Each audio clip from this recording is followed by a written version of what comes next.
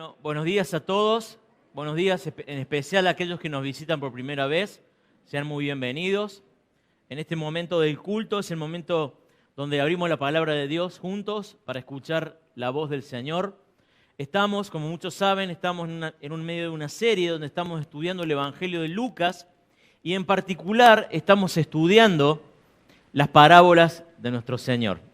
En esta mañana nos toca ver y predicar una parábola muy conocida, que si me acompaña lo podemos encontrar en su Biblia o si no, está impreso el texto allí en su hojita, junto al bosquejo.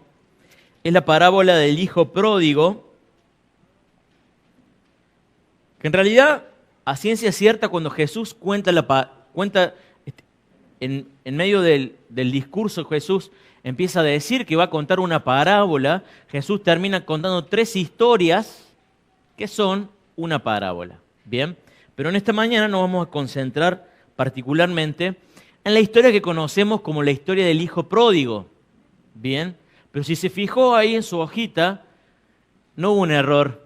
Normalmente hay muchos errores porque normalmente yo me equivoco, siempre hay un error, algo que pongo de más, pero esta vez no hubo un error. Bien, el título es Parábola de los hijos pródigos.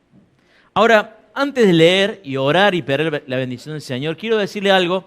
Uno de los problemas que tenemos con historias como esta, historias que son tan familiares, es que las conocemos tanto, la hemos escuchado tantas veces de que éramos chiquititos, la historia del hijo pródigo que va, se pierde todo, devuelve al padre, el padre lo abraza, después el hermano, la conocemos todo, ¿no? ¿Cuál es el problema? Es que pierde esa capacidad de impactar y tocar nuestros corazones. Ahora, también esta parábola le genera un problema al predicador, ¿no? Y usted va a tomar una decisión al final del mensaje, porque a veces el predicador dice, a ver, esta parábola me la recé, ya está, de taquito. En 2 horitas tipeo todo, ya está el sermón del domingo. ¿Bien? Eso hacen algunos, vamos a ver si pasó eso.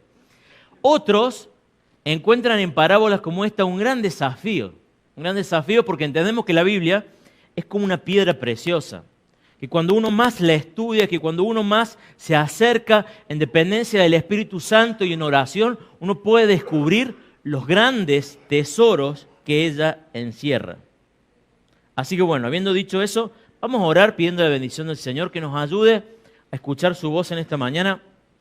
Padre del cielo, gracias Señor por estas historias, Señor, gracias por este pasaje en el Evangelio de Lucas, Señor, que como muchos dicen, Señor, es el Evangelio dentro del Evangelio. Es una historia, Señor, que refleja el gran amor que tú tienes, Señor. Te ruego, Señor, que a la hora de escuchar la predicación, a la hora de poder contemplar tu palabra, Señor, nuestros corazones sean transformados, tu nombre sea glorificado, Señor, y que podamos ser el tipo de hombres y mujeres que tú quieres que seamos aquí en medio de tu iglesia. En el nombre de Jesús te lo pedimos. Amén. En esta parábola vemos la historia de 2 hijos,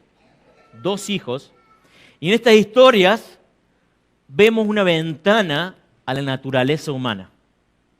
Estas historias son muy humanas, son historias muy comunes. Es más, yo creo que la mayoría de nosotros podemos decir, esta historia me hace acordar a mi vecino o a aquel compañerito del colegio. ¿Te acordás?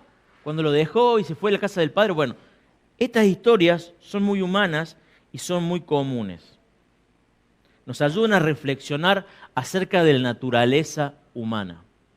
Por otro lado, y más importante, esta parábola nos habla de un Padre amante que es nuestro Dios, el cual intencionalmente busca a los pecadores, el cual se alegra y celebra cuando un pecador es reconciliado con él.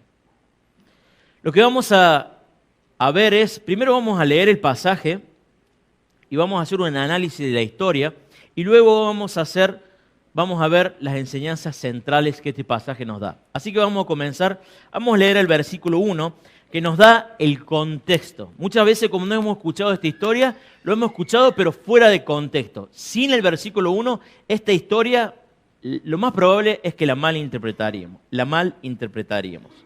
Comienza así, versículo 1, dice, todos los recaudadores de impuestos y los pecadores se acercaron a Jesús para oírle. Y los fariseos y los escribas murmuraban diciendo: Este recibe a los pecadores y come con ellos.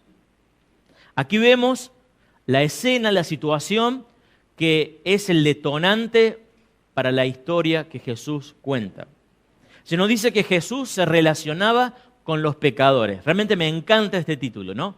Jesús, amigo de pecadores. Ahora eso, que nosotros lo entendemos porque somos cristianos y realmente es hermoso entender que Jesús tiene un corazón para con los pecadores, es algo que los religiosos de su época no podían entender.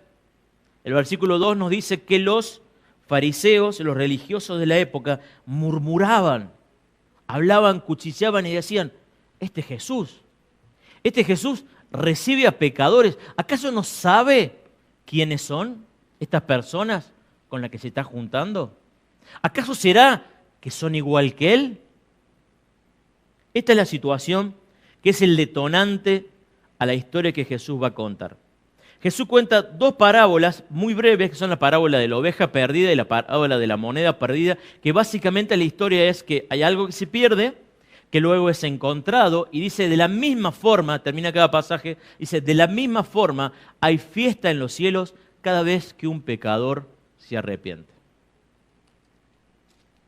Ahora la tercera parábola, que es la parábola, o la tercera historia mejor dicho, porque es una parábola, es la que comienza en el versículo 11 y vamos a empezar leyéndolo y yo voy a hacer algunos comentarios al margen. Versículo 11 dice: y Jesús dijo: cierto hombre tenía 2 hijos. Importante notar que la historia de Jesús comienza la narrativa diciendo que hay 2 hijos. Ahora, vamos a ver que la historia sigue contando Jesús acerca del devenir, algo que sucede con el primer hijo, el menor. Y luego, ¿qué pasa con el segundo? Es algo que queda ahí en el fondo, queda picando. ¿Qué pasará con el segundo? Versículo 12 dice: y el menor de ellos le dijo al padre: Padre, dame la parte de la hacienda que me corresponde. Ahora, para entender esto, tenemos que ponernos en la piel de aquellas personas que estaban escuchando esta historia en la época de Jesús. Bien, pensemos por un momento como alguien de Medio Oriente, ¿no? En el siglo I, que venga su hijo y le dice: papá, dame la herencia. ¿Cuál es la respuesta más lógica que le hubiera dado el padre? Dicen los historiadores, dicen que lo más común que un padre en esa época hubiera hecho es hubiera agarrado la mano izquierda, y no voy a decir por qué la mano izquierda, pero se puede imaginar, y le hubiera dado un revés, una cachetada, lo hubiera acomodado y ahí se acabó la historia. Ahora, la sorpresa de la historia es que continuamos y dice que el padre repartió sus bienes. No muchos días después, dice el versículo 13, el hijo menor, juntándolo todo, partió a un país lejano y allí malgastó su hacienda viviendo perdidamente. Este hijo que había recibido su parte, dice que se fue a un país lejano y vivió perdidamente y se malgastó todo. Versículo 14 dice: y cuando lo había gastado todo, vino una gran hambre en aquel país y comenzó a pasar necesidad.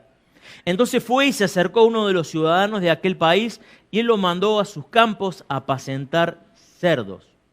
Y deseaba llenarse el estómago de las algarrobas que comían los cerdos, pero nadie le daba nada.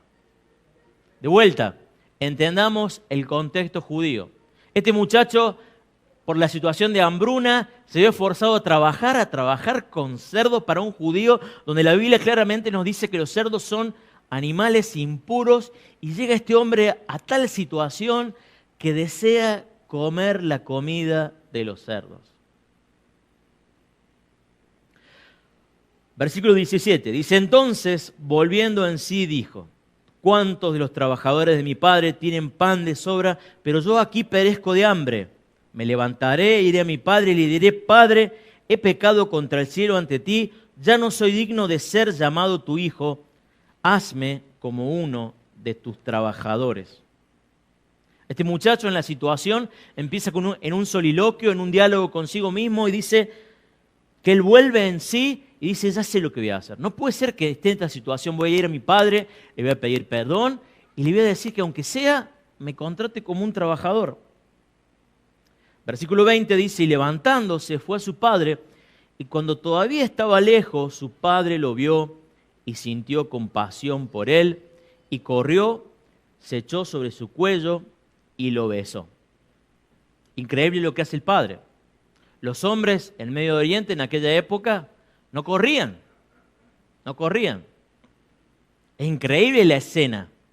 Ver al padre corriendo, abrazar al hijo que lo había humillado enfrente de toda la comunidad. Todo el mundo sabía que ese hijo era un hijo perdido, que se había malgastado la herencia.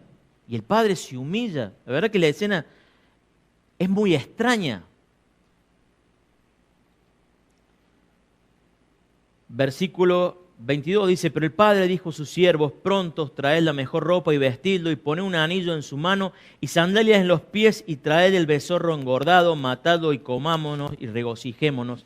Porque este hijo mío estaba muerto y ha vuelto a la vida, estaba perdido y ha sido hallado, y comenzaron a regocijarse. Más difícil de entender. No solamente que lo recibe y lo abraza, sino que hace una fiesta. Lo recibe y se gasta todo lo que tiene. Hasta ahí la historia es una historia muy interesante.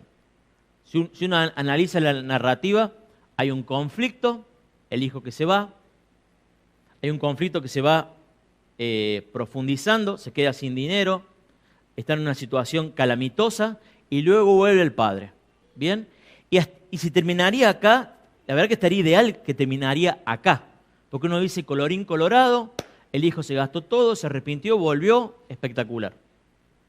Pero la historia no termina ahí y la verdad que Jesús es un maestro a la hora de contar historias. Porque fíjense, lo que viene a contar Jesús es algo que va directo en contra de los fariseos. En contra de los fariseos. Porque entendamos que en esta historia el hijo menor representa a los pecadores, los cobradores de impuestos, las prostitutas, aquellos con los quienes Jesús se juntaba. El hijo mayor representa a los religiosos. Versículo 25 dice, y su hijo mayor estaba en el campo y cuando vino y se acercó a la casa oyó música y danzas. Llamando a uno de los criados le preguntó qué era todo aquello y él le dijo, tu hermano ha venido y tu padre ha matado el becerro engordado porque lo ha recibido sano y salvo. Entonces él se enojó y no quería entrar y salió su padre y le rogaba que entrara. Pero respondiendo él le dijo, mirá, por tantos años te he servido y nunca he desobedecido ninguna orden tuya y sin embargo nunca me has dado un cabrito para regocijarme con mis amigos. Pero cuando vino este hijo tuyo que ha consumido tus bienes con rameras, mataste para él el becerro engordado. Y él le dijo, hijo mío, tú siempre has estado conmigo y todo lo mío es tuyo. Pero era necesario hacer fiesta y regocijarnos porque este tu hermano estaba muerto y ha vuelto a la vida, estaba perdido y ha sido hallado.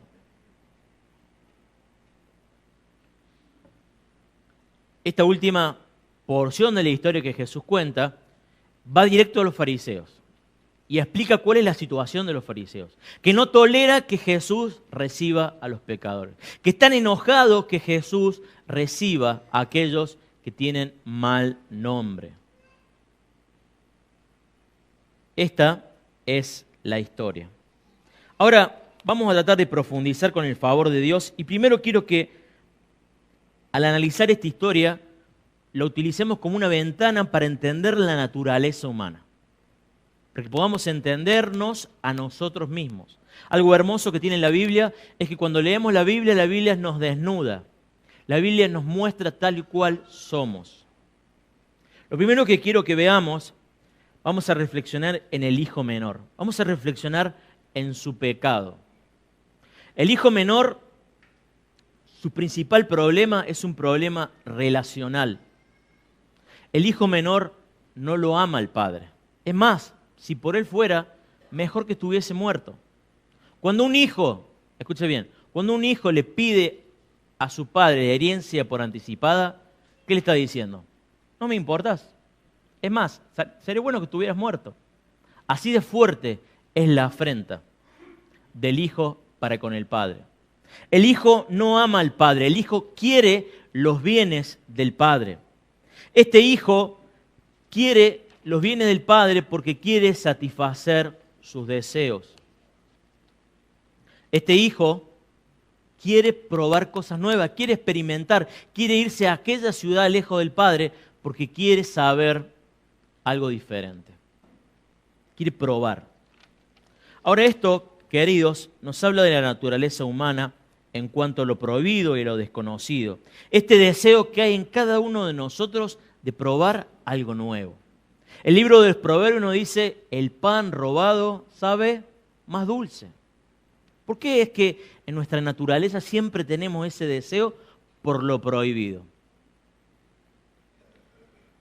La palabra de Dios en 1 Juan capítulo 2, versículo 16 en adelante, el apóstol Juan nos dice, a la iglesia nos dice, ustedes no deben amar al mundo. Ustedes no deben poner los ojos en el mundo, ni las cosas que están en el mundo. Porque si alguno de ustedes ama las cosas que están en el mundo, que son los deseos de la carne, la vanagloria de la vida, todas esas cosas no provienen de Dios, son del mundo. Y el mundo pasa y sus deseos. Pero aquel que obedece la voluntad de Dios permanece para siempre. Queridos, tenemos que tener cuidado con nuestro pecado. Nunca, escuche bien, nunca subestime el poder del pecado. Del pecado que aún mora en el creyente. Una vez un pastor dijo a su congregación, es muy gracioso, muy interesante, no sé si para la congregación fue muy interesante, para mí es interesante, le dice a la iglesia, miren, si ustedes supieran todo lo que Dios sabe de mí, ustedes saldrían ya de la reunión y nunca más me escucharían. Pero termina el dicho el pastor diciendo, pero si yo supiera todo lo que Dios sabe de ustedes, le cierro la puerta y no lo dejo entrar. Entonces, bueno, esa, hermano, es la realidad de la naturaleza humana. Somos pecadores y no debemos subestimar ese deseo de querer probar cosas nuevas, ese deseo de experimentar el pecado. Y esto a los jóvenes, quiero decir a los jóvenes, chicos, no hace falta probar las cosas de este mundo para saber que son malas. Queridos, ¿cuántos jóvenes hemos visto que por curiosidad han querido alejarse del Señor y nunca más volvieron? Y si volvieron, volvieron llenos de dolor, con muchas complicaciones. Esta historia es un testimonio de eso. Otra cosa que vemos es que el pecado tiene su paga. El pecado tiene su paga. El Proverbio 13:15 dice, el camino de los malvados es difícil. Si usted toma malas decisiones en la vida, si usted siembra malas cosas en la vida, ¿qué va a cosechar? Va a cosechar malas cosas. Acá nos dice el pasaje, nos dice que este muchacho llegó un momento que se quedó sin nada y tuvo mucho hambre, y tanto hambre que llegó a humillarse a querer comer la comida de los cerdos.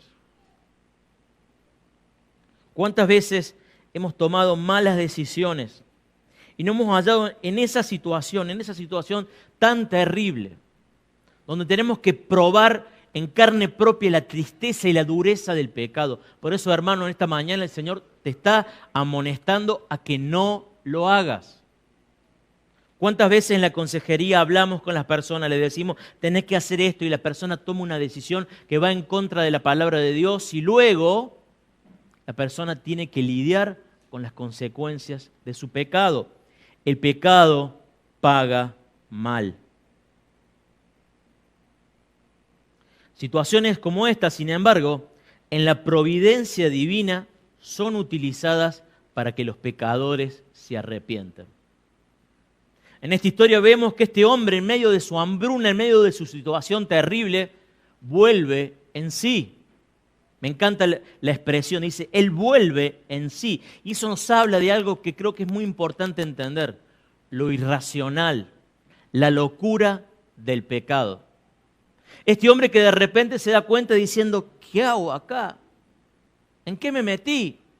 ¿Cómo puede ser que yo esté viviendo esta situación cuando en la casa de mi padre aún los los que están en menor grado le alcanza, le sobra la comida. Queridos, ¿cuántas veces el pecado es igual? Nos metemos y tomamos decisiones y nos dejamos llevar hasta que llegamos a una situación donde decimos, por favor, por Dios, ¿en qué me metí?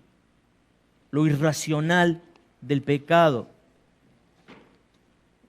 Recuerdo un chico que sus padres lo adoptaron. Y sus padres habían planeado para él una carrera espectacular, lo mandaron al colegio alemán, le dieron todo lo mejor. Pero él se había encachilado con una chica que no era de la iglesia. Y allá fue. Este chico que tenía un futuro brillante, había vivido en Alemania, tenía un futuro brillante.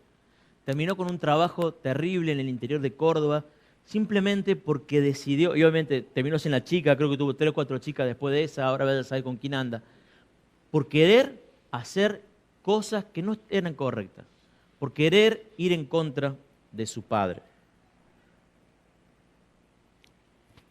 Ahora, para continuar, vemos que él entra en sí, vuelve a su razón y de cierta forma se arrepiente. Él dice, yo le voy a decir a mi padre, Padre, he pecado contra el cielo y contra ti. Pero quiero que analicemos algo para que podamos entender. Si vemos el relato, lo que viene diciendo él, fíjese que a él lo que más le pesa es su situación. Él se da cuenta de que la situación económica es mala. En ningún momento dice, la verdad que me equivoqué. La verdad que pobre papá. La verdad que pobre mis hermanos. La verdad que pobre... No. ¿Cuál es la lógica? No tengo para comer, allá sobra, me voy allá. Una de las cosas que veía mientras estudiaba este pasaje es que el énfasis de todas las otras historias, tanto de la moneda perdida como de la oveja perdida, el énfasis es en la persona que va a buscar, en el pastor o en la mujer. O sea, no hay ningún mérito en el objeto perdido. Y acá también lo vemos en el caso del hijo. El hijo no recibe perdón porque se arrepintió. El hijo recibe perdón porque el padre desea perdonarlo. Si el padre no deseaba perdonarlo, el hijo no hubiera sido perdonado. Si analizamos, y hay que tener cuidado de no sobreinterpretar las parábolas, pero si analizamos lo que él dice, él no está totalmente quebrado por lo que él hizo su padre. La situación lo apremia, no tiene para comer y bueno, obviamente decide volver a su padre. Ese es el pecado del hijo menor. Ahora vamos al hijo mayor. El hijo mayor, si vamos a ver, se van a dar cuenta que no es muy diferente del hijo menor. El hijo mayor también está interesado en las cosas de su padre. El hijo mayor no le interesa a su padre. Es más, en el día más alegre de su vida, está totalmente en contra de lo que el padre está haciendo. No hace falta tener un doctorado en psicología para darse cuenta que ese día, el día en que el hermano regresó, era el día más feliz del padre. El padre estaba contento, hizo una fiesta, mandó a matar al ternero más gordo. Y esto para entendamos un poco el contexto. En la antigüedad no es que comían asado todos los domingos. Bueno, ahora tampoco, pero bueno, en alguna época lo hacíamos. Y el ternero gordo se lo guardaba para un momento muy especial. Era algo muy costoso. Entonces el padre de esta forma estaba demostrando que para él ese momento era un momento muy especial. Y el hijo estaba totalmente enojado con el padre. El hijo no amaba las cosas que amaba el padre. Es más, si nos damos cuenta, lo que el hijo le molestaba es que estuvieran gastando su dinero. Porque acuérdense, el padre cuando divide en 2 mitades. En realidad 2 tercios para el mayor, 1 tercio para el menor. Lo que el padre está gastando, ¿de quién es? Es del hijo mayor. ¿Me entendés? Es más, le dice, papá, este que gastó toda la plata en rameras, ahora está gastando de vuelta, papá. O sea, el tipo era bien agarradito. Era su corazón.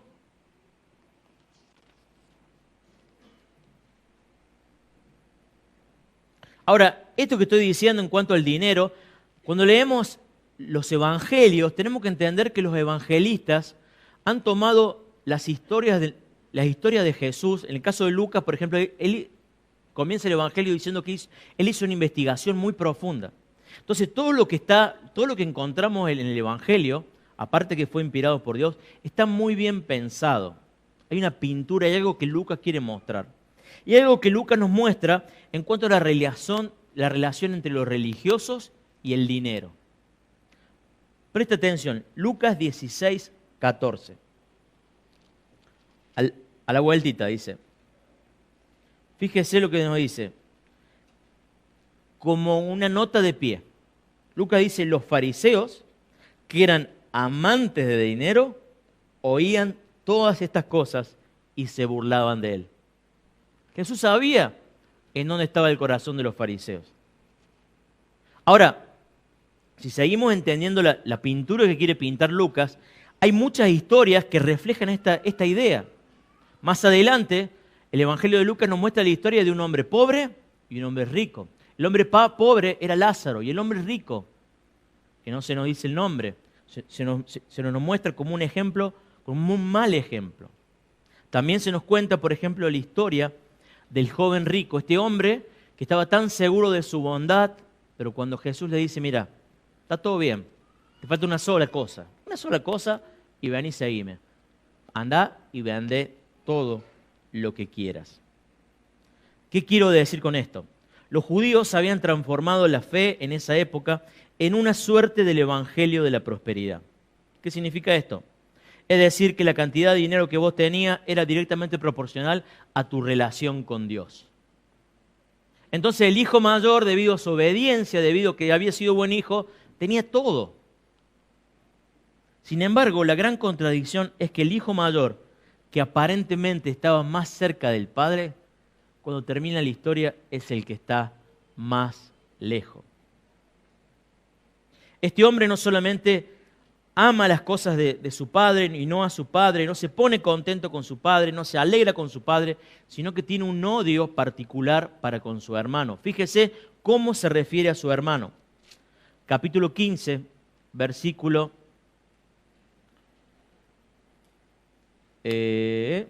¿dónde está?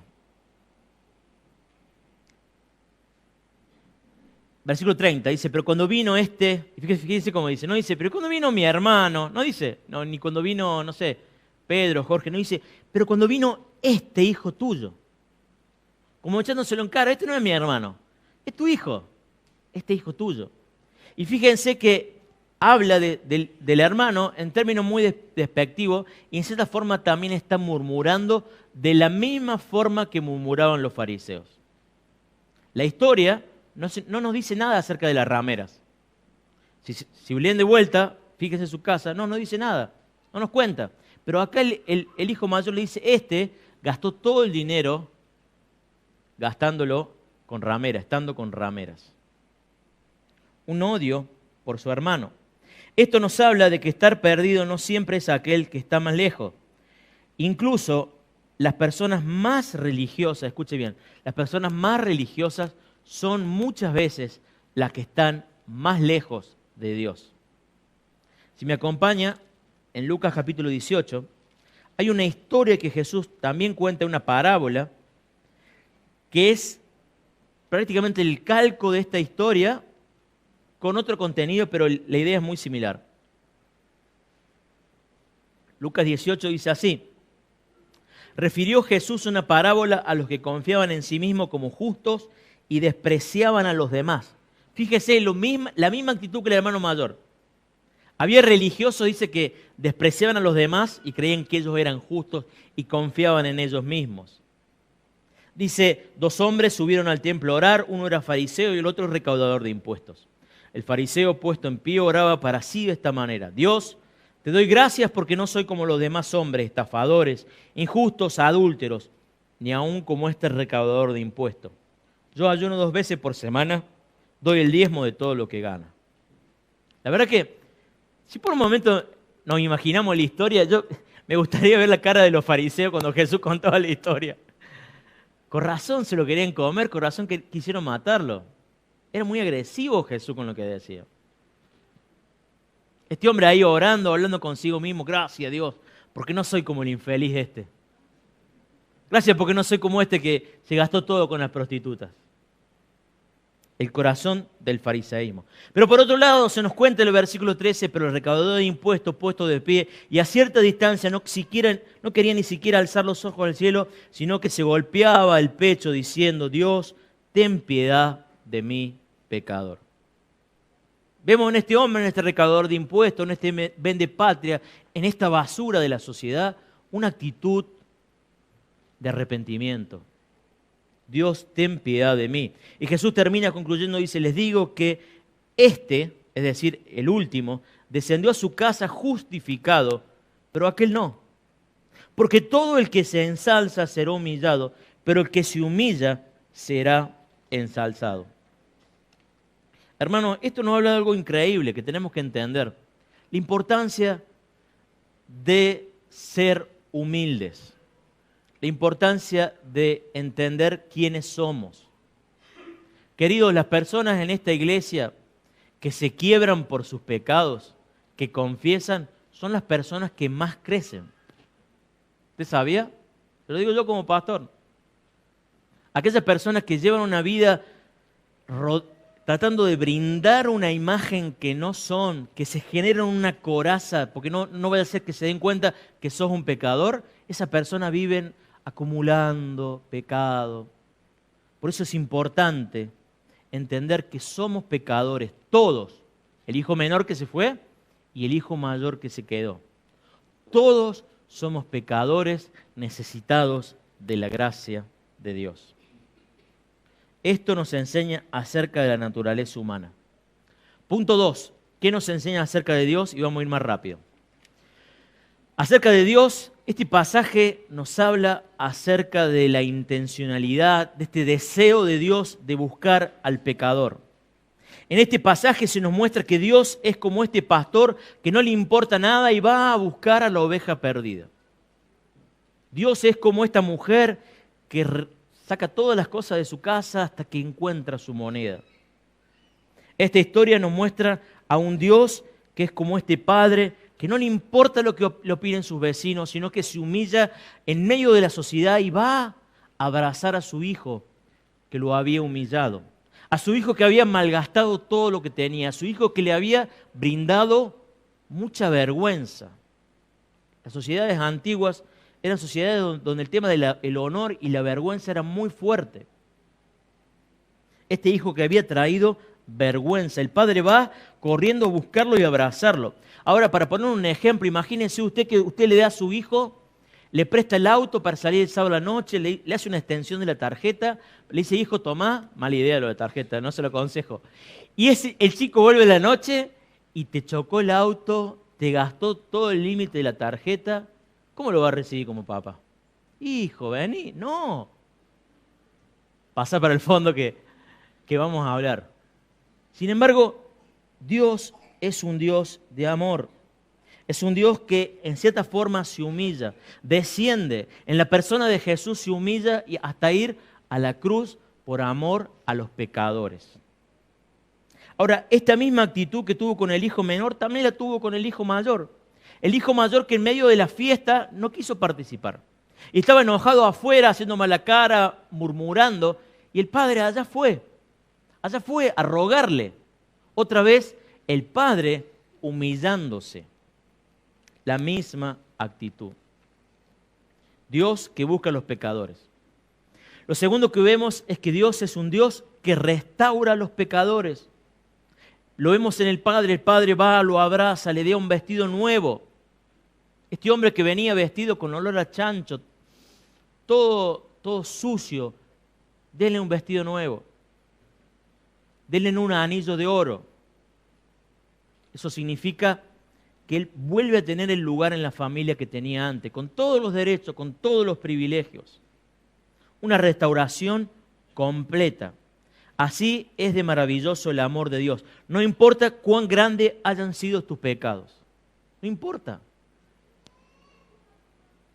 En el último año hay un hombre que la verdad que no lo conocía mucho, pero que se llama, no sé si lo pronuncio bien, Kanye West o algo así. Es un negro que canta rap, o un afroamericano, vamos a decirlo para que quede más correcto, que canta rap y era terrible. El tipo tenía una vida, a ver, la esposa O sea, muy mala junta. El tipo era un misógino, violador, o sea, todo mal. Las canciones, la verdad que no entiendo mucho el rap, pero todas malas palabras, terrible, ¿no?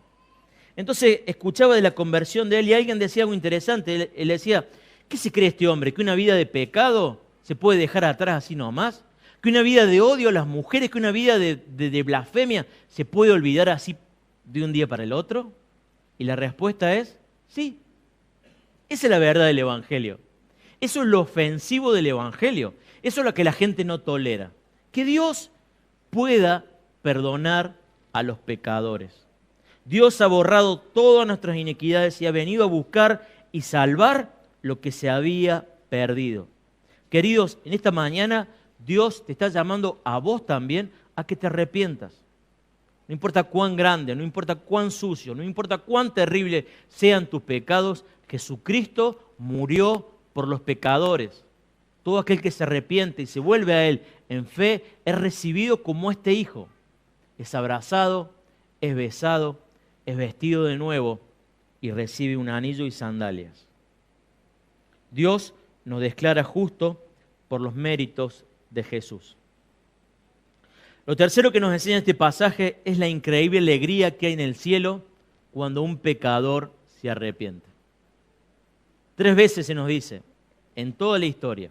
Así es la alegría en el cielo cuando uno de estos se arrepiente.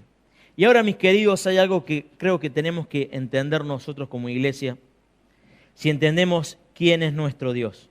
Nuestro Dios es un Dios lleno de gracia y misericordia. Nuestro Dios es un Dios que busca a los pecadores. Es un Dios que se deleita en perdonar, se deleita en amar, en derramar su gracia. Es un Dios que festeja cuando un pecador se vuelve. La pregunta que tenemos que hacernos esta mañana es, ¿cuál es nuestra actitud hacia los que están afuera? ¿Nuestros corazones laten al mismo paso que el corazón de Dios? ¿Tenemos una preocupación por aquellos que están afuera? La iglesia de Jesús debe buscar aquello que Jesús busca. La iglesia de Jesús debe querer y anhelar aquello que Jesús anhela. Hermanos, es muy bonito estar en el salero. Ahora estamos en el salero, ¿bien? Nos estamos animando, estamos perfeccionando la sal. Bueno, es tiempo de salir del salero. Hay mucha gente que necesita del Evangelio. Seguramente tenés un vecino que le golpea a su vecina. Seguramente tenés vecinos que tienen miles de problemas. Jesús los está buscando a ellos. El desafío de la iglesia es buscar a otros. Una frase que me gustó, que leí esta semana, dice que la iglesia, escuche bien, la iglesia es la única asociación que existe para el beneficio de aquellos que no son sus miembros. ¿Se había puesto a pensar en eso? Todos los clubes de beneficencia, por ejemplo, si usted es de Belgrano, como soy yo, todo es para el club. Bien, queremos ganar los de talleres. Bueno, no, la iglesia es diferente. Esta asociación de cristianos, estamos acá porque queremos servir a otros. Porque queremos tener un corazón como el de Jesús, buscar a otros. Leí esta semana una historia que realmente me impactó. En el siglo XVIII hubo un movimiento misionero que se llamaba el movimiento de los hermanos moravos. Era un movimiento que surgió en el este de Alemania. Y estos moravos, dice que había un par de muchachos que querían ir a predicar el Evangelio a los afroamericanos, ahí lo dije bien, los afroamericanos del Caribe, que eran esclavos. Y dice que estos muchachos no tenían el dinero para pagar el pasaje, pero ellos tenían un gran deseo de ir a predicarle el Evangelio a estos muchachos en el Caribe. ¿Sabe qué hicieron ellos? Se vendieron como esclavos ellos para ir a predicarle el Evangelio a estos hombres en el Caribe. Hermanos, qué ejemplo a seguir. Nuestro Padre es un Dios de misericordia. Nosotros debemos ser lo mismo. Conclusión, hay 2 hijos, los 2 son pecadores. Los 2 estaban lejos del Padre. Uno lejos y el otro cerca, pero emocionalmente lejos. Los 2 amaban las cosas del padre, pero no a su padre. Uno se fue y gastó todo, el otro se quedó tratando de jugar al buen hijo para quedarse con el dinero. Uno se arrepintió y volvió y fue restaurado. El otro se quedó, fue endurecido y jamás se arrepintió. Déjeme decirle algo. Si quisiéramos completar la historia del hijo pródigo, ¿sabe cómo termina la historia del hijo pródigo? La historia del hijo pródigo termina de la siguiente forma. El hijo mayor está tan enojado que termina asesinando al padre. Dígame si esa no es la historia con que continúa el resto del Evangelio.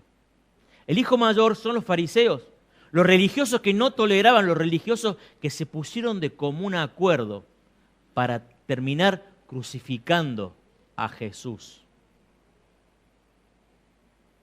El Señor nos llama al arrepentimiento. El Señor es un Dios de misericordia y compasión que vino a buscar lo que se había perdido. El Padre mandó a su Hijo a morir cuando todavía éramos pecadores. Queridos, no desaprovechemos la oportunidad. ¿Te has reconciliado con el Padre? Este es el momento dado por Dios para reconciliarte con el Padre, para volver. ¿Te alegás por las mismas cosas que el Padre se alegra? Es el momento para tener un corazón en sintonía con Dios. Jesucristo vino al mundo a salvar a los pecadores. ¿Oramos? Padre del cielo, Señor, gracias por tu palabra. Gracias porque el Evangelio es la increíble historia de tu amor, Señor. Tu amor por pecadores perdidos. De tu amor, Señor, demostrado en la encarnación, en la vida de Jesús y en su muerte, su crucifixión y en su resurrección, Señor. Gracias, Señor, porque eso nos muestra un Dios hermoso, que a pesar de nuestros pecados, a pesar de nuestras miserias, podemos ser llamados hijos. Gracias por eso, Señor. En el nombre de Jesús, amén.